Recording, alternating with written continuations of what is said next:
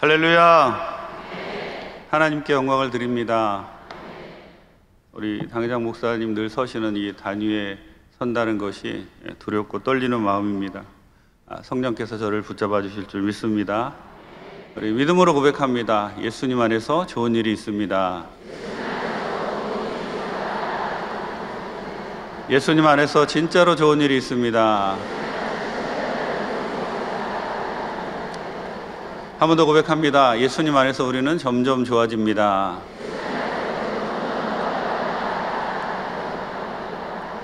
아멘. 예수님 안에서 점점 좋아지는 은혜가 여러분 모두에게 함께 하시기를 바랍니다.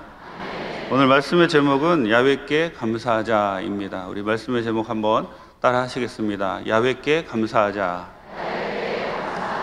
야훼께 감사하자. 아멘. 하나님이 세상을 창조하셨다. 그 말은 하나님이 이 세상의 주인이시다라는 그런 뜻이지요. 다른 표현으로 하면 하나님이 왕이시라는 겁니다. 하나님이 우리의 왕이시고 주인 되심을 고백하고 표현하는 것이 순종입니다. 그래서 하나님은 늘 우리에게 순종을 요구하십니다. 또 하나님이 우리 인간을 창조하셨다는 것은 우리 인간을 창조하시고 그냥 너 혼자 잘 살아라 이렇게 버려두시는 것이 아니라 창조하셨다는 그 말씀 안에 우리의 모든 인생을 책임지시겠다는 뜻도 포함되어 있습니다. 그러므로 하나님께서 우리 인간들에게 요구하시는 것은 두 가지입니다.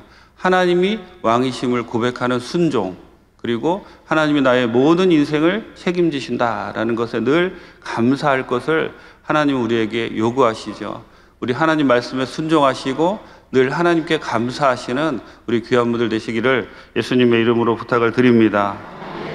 감사는 샘물과 같아서 우리가 감사를 하다 보면 점점 감사할 조건들이 많이 생겨납니다. 불평도 비슷하지요. 우리가 자꾸 불평하다 보면 불평할 조건들이 많이 생겨나게 되는 겁니다. 여러분, 우리가 입으로 감사하면 우리의 생각이 바뀝니다. 또 우리의 생각이 바뀌면 행동이 바뀌고, 행동이 바뀌면 습관이 바뀌고, 습관이 바뀌면 운명이 바뀐다는 거예요. 여러분, 우리가 감사를 시작하면 우리의 운명이 바뀝니다. 어찌 보면 지금까지 우리가 많은 문제 가운데 살고 있는 것, 그것을 우리가 잘 생각해 보면 우리가 감사하지 않았기 때문에 우리에게 많은 문제가 있지 않나 생각해 봅니다. 여러분, 우리는 어떻게 감사할 수 있을까요? 하나님이 나에게 주신 것에 초점을 맞추면 감사할 수 있습니다. 이렇게 나와 예배 드리는 것도 감사하고, 또 건강 주신 것도 감사하고, 또 자녀들 주신 것도 감사하고, 또 좋은 집 주신 것도 감사하고, 우리에게 주신 것에 초점을 맞추면 우리는 늘 감사하게 된다는 것이죠. 하지만 나에게 없는 것을 자꾸 바라보다 보면 저 사람은 왜 나보다 더 큰 차를 타나? 왜 저 집이 더 큰가? 왜 저 사람은 주식만 사면 오르나? 뭐 이런 마음을 갖고 나에게 없는 것들을 바라보게 되면 우리는 불평하게 된다는 겁니다. 여러분, 오늘 본문은 이스라엘 백성들이 하나님께 감사했던 그러한 시입니다. 오늘 본문을 통해서 이스라엘 백성들은 무엇을 하나님께 감사했는지 같이 살펴보면서 은혜를 나누겠습니다. 첫째로 이스라엘 백성들은 하나님이 그들의 구속자가 되신 것을 감사했습니다. 여러분, 본문 시편 107편은 이스라엘 백성들이 바벨론 포로에서 70년간 지내다가 포로 생활을 끝내고 하나님의 도우심으로 하나님이 그들을 구원하셔서 이스라엘로 돌아오고 난 이후에 지은 시입니다. 그들은 고백합니다. 대적의 손에서 그들을 건져주셨고 또 흩어졌던 백성들을 다시 모아주셨다라고 고백합니다. 여러분, 우리는 일제 36년을 지냈지요. 그런데 이스라엘 백성들은 2배나 더 많은 70년이라는 포로 생활을 지냈습니다. 그리고 우리는 이 땅에서 일제 압제 아래 있었지만 이스라엘 백성들은 포로로 끌려가서 그곳에서 살다가 다시 돌아왔다는 거예요. 이스라엘 백성들이 포로로 끌려갔다가 다시 돌아왔을 때 그들의 상황이 어떠했겠습니까? 그들에게 남은 것은 아무것도 없었습니다. 무에서 다시 맨 땅에서 다시 시작해야 되는 그러한 상황이었죠. 그들은 환경이 좋아서 감사한 것이 아니라 하나님이 그들을 구원해 주셨다라는 그 사실에 감사하고 있다는 거예요. 여러분, 하나님이 여러분들을 구원해 주신 것을 믿으십니까? 정말로 믿으십니까? 하나님께 구원받지 않았으면 여러분 이 자리에 와서 앉아 있을 필요도 없고 앉아 있는 분들이 아무도 없을 겁니다. 여러분, 우리가 처음 구원받았을 때 그 감격을 한번 생각해 보세요.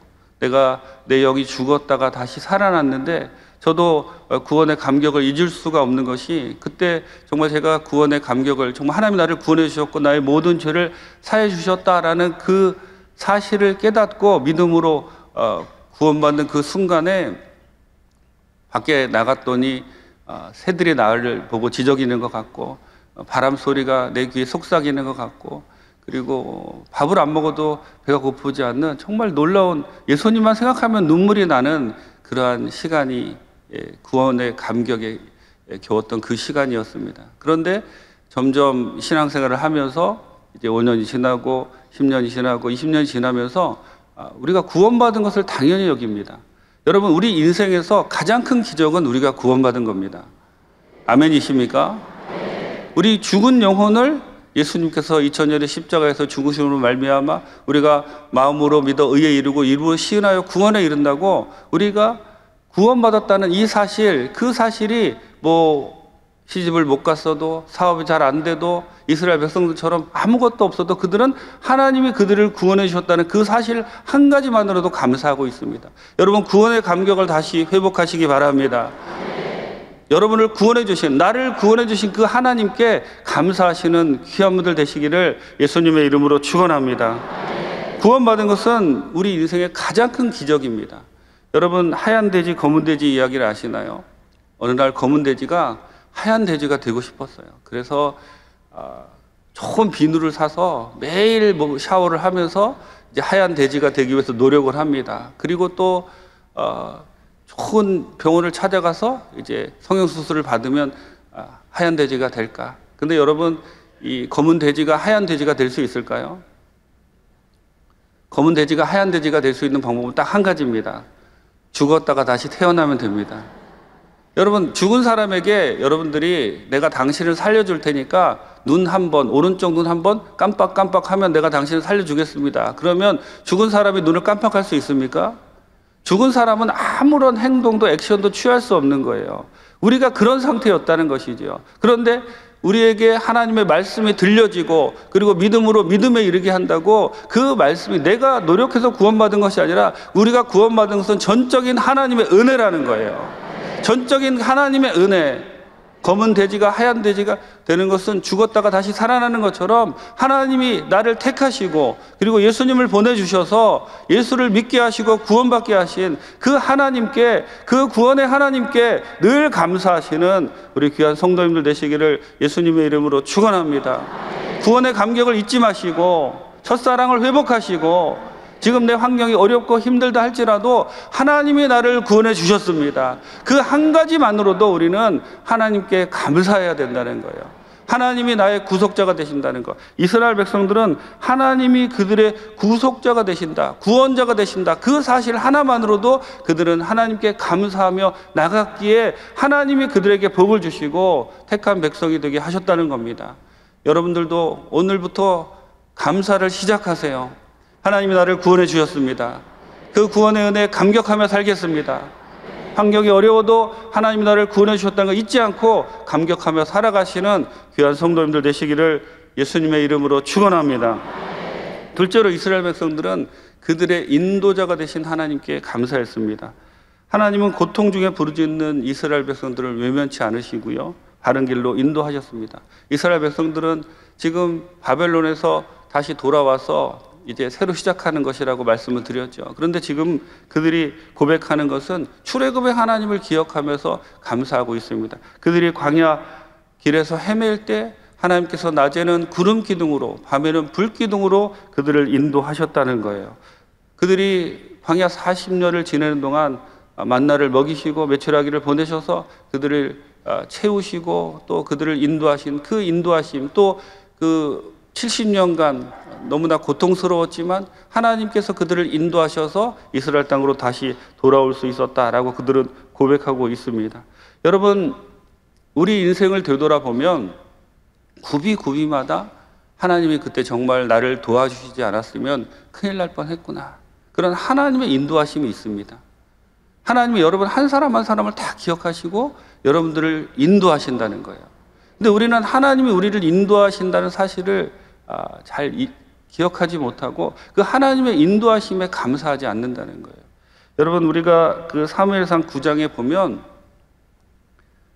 사울의 이야기가 나오는데요. 사무엘상 8장에 이스라엘 백성들이 사무엘에게 왕을 구합니다. 그러자 사무엘이 하나님께 기도하죠. 하나님이 말씀하시죠. 그들이 너를 버린 것이 아니라 나를 버린 거다. 그리고 하나님은 사울을 택하셔서 이스라엘 왕으로 삼으시려고 합니다. 근데 9장에 들어가서 이제 사무엘이 가서 사울에게 기름 부어야 되는데 9장에 들어가면 첫 번째 무슨 이야기가 나오면 사울의 집에 암나기를 잃어버렸다라는 이야기가 나옵니다. 지금 하나님이 사울을 왕으로 택하셔서 그를 사무엘과 만나게 하시려는데 그 가정에 일어난 일은 암나기를 잃어버리는 좋지 않은 일이 일어났다는 거예요. 여러분, 암나기는 그 당시에 큰 재산이었습니다. 암나기를 잃어버리는 일이 좋은 일인가요? 나쁜 일인가요? 나쁜 일이죠. 그런데 사울이 아버지의 말에 순종해서 그 암나기를 찾으러 나갔다가 사무엘을 만나게 되고 사무엘이 사울에게 기름 부음으로 사울은 이스라엘의 초대왕이 되었다는 겁니다. 여러분, 처음에 좋지 않은 일이었지만 하나님께서 합력하여 선이 되게 하셨다는 거예요.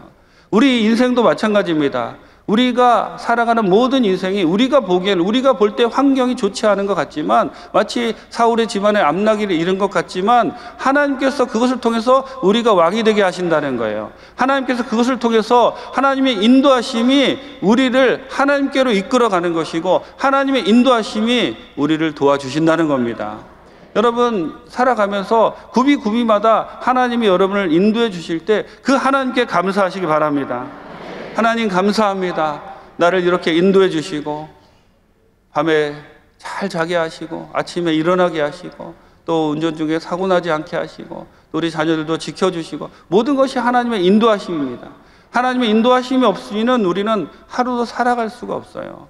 그것을 기억하시고 하나님이 나를 인도해 주셨다, 그 사실에 늘 감사하시는 우리 귀한 성도님들 되시기를 예수님의 이름으로 축원합니다. 저는 말레이시아에서 17년 동안 현지 원주민이 이반족을 섬기면서 선교 사역을 감당했습니다. 보르네오 섬에서 사역을 했는데요.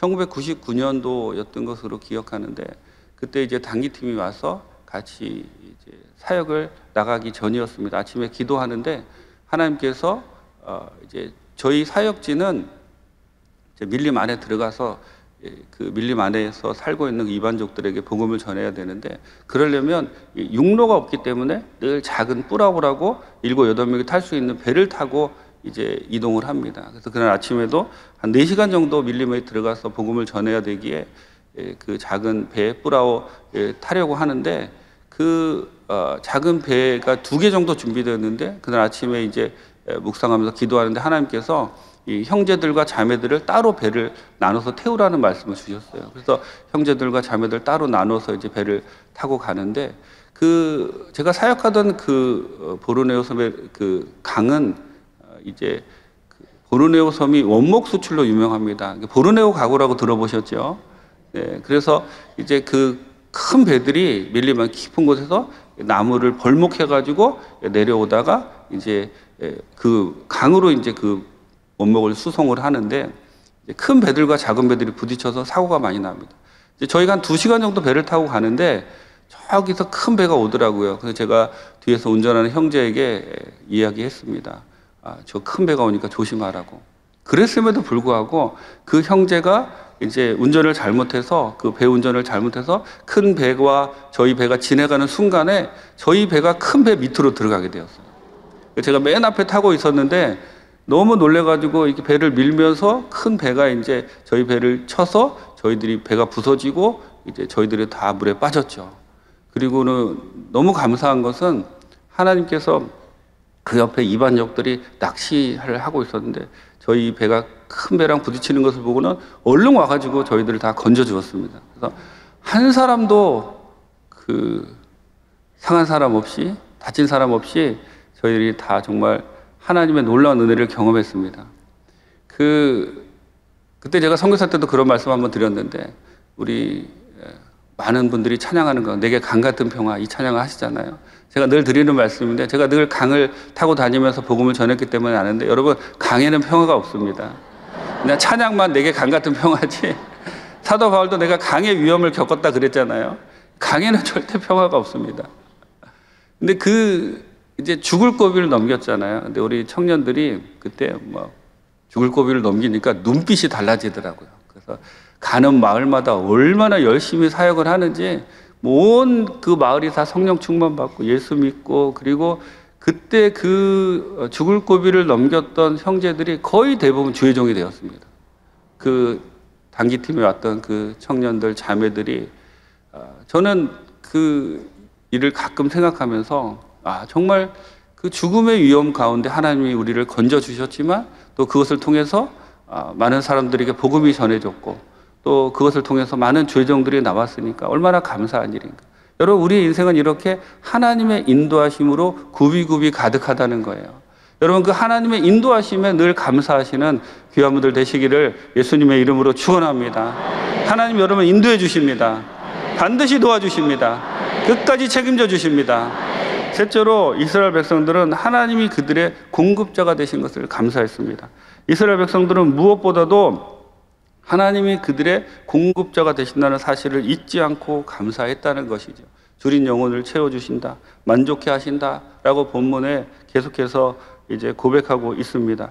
여러분, 우리 인생은 공술의 공수거라고, 우리가 이 세상에 태어날 때 빈손으로 왔습니다.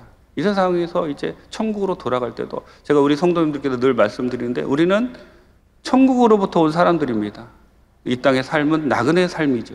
그리고 우리는 본향인 천국으로 갈 사람들입니다. 아멘이십니까? 그러면 이 땅에서 우리가 살아가는 동안, 제가 서두에도 말씀드렸지만, 하나님이 우리를 창조하시고 하나님이 우리의 모든 것을 책임지시고 하나님이 우리의 공급자가 되신다는 거예요.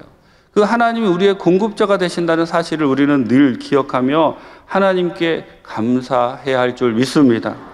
여러분, 가나안과 애굽의 차이를 아십니까? 많은 분들이 성지순례를 가시면 이 가나안 땅, 지금 이스라엘 땅을 보고 굉장히 놀랍니다. 광야 지역이고요, 이른 비와 늦은 비가 내려지지 않으면 추수를 할 수 없는 아주 척박한 그러한 곳입니다. 그리고 대부분 마음속에 그런 생각을 하죠. 아니, 이게 무슨 젖과 꿀이 흐르는 땅이야? 아니, 여기 이 광야에서 뭐가 있는데 젖과 꿀이 흐르는 땅이야? 그런데 조금 내려가서 이집트를 보면 날강 삼각주를 중심으로, 그것은 물이 많고 땅이 비옥해서 무엇을 심어도 잘 수확할 수 있는 그런 땅이라는 거예요. 그래서 많은 사람들이 차라리 여기가 젖과 꿀이 흐르는 땅이 아닌가라는 생각을 한다는 것이죠. 그러면 이 가나안과 애굽의 차이가 무엇이냐면, 가나안은 척박한 땅이지요. 하지만 하나님이 이른 비와 늦은 비를 내려주셔서 그곳에서 하나님의 도우심으로 살아갈 수 있도록 만드는 곳이 가나안이라는 거예요. 애굽의 특징은 뭐냐면, 그냥 뭘 심어도 잘 나니까 그 애굽은 하나님의 도움 없이도 살아갈 수 있는 곳이 애굽이라는 겁니다. 여러분, 가나안은 그냥 환경이 아니라 하나님의 도우심으로 살아가는 곳이 가나안이라는 거예요. 여러분, 내 힘으로 내가 열심히 노력해서 그리고 내 마음대로 살아간다는 것은 결국 내가 교만해지고 하나님을 왕으로 인정하지도 않고 하나님 말씀을 순종하지도 않습니다. 여러분이 혹시 지금 내 힘으로 내 노력으로 살아가고 있는 애굽 땅에 계시면 하나님의 도우심으로 살아가는 가나안으로 나오시기 바랍니다.